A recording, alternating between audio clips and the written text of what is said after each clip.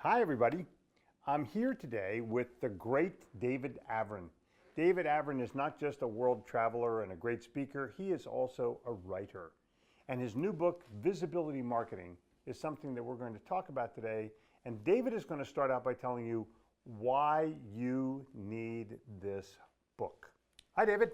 How are you? Fine, Thanks for having me here. You know, my pleasure. This book is sort of a departure for me in that I decided to sort of mirror much of what I do on stage and talking to audiences and really tell people what they need to hear. There's no shortage of books on the market about how to use social media and how to craft marketing messages and others.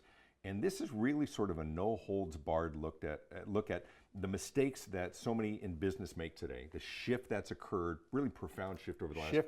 The shift from selling to buying. And it's a recognition that really for the first time, arguably for the first time ever, everybody's good. And we have choices. If I'm playing the part of your prospective customer, I have so many choices. And they're all good choices. Those who aren't, they're outed very quickly on the internet and others as well. Well, actually, what they're doing, their customers out them. Right. Yeah. Right. They'll out them online. They'll go on Yelp. They'll go on TripAdvisor. Yeah. And so we've really got this marketplace populated by great companies who are great at what they do. So the question is not why are you a great company? Why are you a good choice? But why are you a better choice than the other guys? And so why should I buy a Ford instead of a Chevy? That's a big one. Absolutely. Okay. And so what we talk about in the book is not only highlighting some of those behaviors that are no longer effective, talking about our quality and our commitment and our caring and our trust and our people, but really ways to do some self-discovery. Wait a second. It's not my people? You know what? Your people bear a striking resemblance to the people who work for the other guys as well. Right. We have the best people in the world. Yeah. No. We have the best people in the world. No, and they weren't raised on some special customer service island. It's our people, damn it, and you know it. Right, and I would say that they weren't raised on some customer service island in big open-air ninja-like courtyards of customer service training, right? And at 21 years old, you are now ready to go to the world to spread, and you were lucky enough to get one of those people. And the reality is, people are people. Yeah. Now, here's the caveat to that rule, is specificity leads to credibility. The more specific the claim, the more credible the claim. You can't say that our people care more, but you can say our CEO wrote the textbook that trained 90% of the people in our industry. You can say we have more APJ certified technicians than all of our competitors combined, and then your people make the difference. I would also like to add to that our people answer the phone live on the second ring with the word hello. Right. I would also like to add to that our people study attitude before they study anything, so that I know I'm going to get a happy, self-starting person who's going to want to deal with you, that they have service in their heart, not in their head. Right. And not just because you claim it. Right. But because you don't have to claim it. If you have to claim it, it's bullshit. Right. Because we've added policies and procedures and specific training, and we evaluate our people based on those behaviors, and then you can actually talk about it because you're living up to it. So I'm going to get a brainful when I get visibility marketing. Absolutely. And then the challenge is, how do I put it into practice? What do I got to do to make visibility marketing my marketing mantra to go out into the sales world? Listen, traditional marketing, which we've always marketed our products and services for millennia, right? But it's changed significantly. And it used to be about, traditional marketing was saying, look at me, right? Whoever the neon sign on their building, who had the brightest colored painted building, or the best design packaging, right, or the teenager jumped off the shelf. Yeah, exactly right. And now visibility marketing is about being visible where your prospects are, where your customers are. Not in lieu of what you're doing, but they have access. They're looking for information on their phones and otherwise. Or on their Facebook page. Or on their Facebook page, or on their social media, or the events that they attend, or the articles that they're reading. It's content marketing. It's other ways of being visible. But that's just the beginning of it. It's not just about being visible. It's about being visibly better where you are. Because we have choices, you've got to be a better choice. So throughout the book, Visibility Marketing, I take them through some great introspective exercises to do by themselves, with their teams, to take a step back and say, how do we look differently? Where are there opportunities for gaining competitive advantage? In many cases, it's just about crafting the verbiage. Something not just about being clever, but being truly persuasive.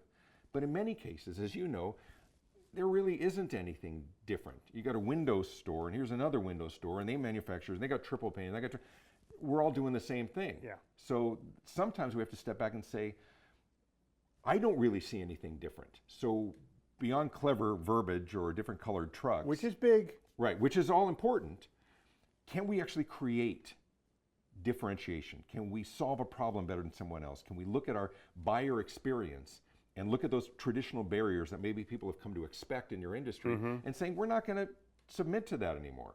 We're not going to do it just because that's how it's done in our industry.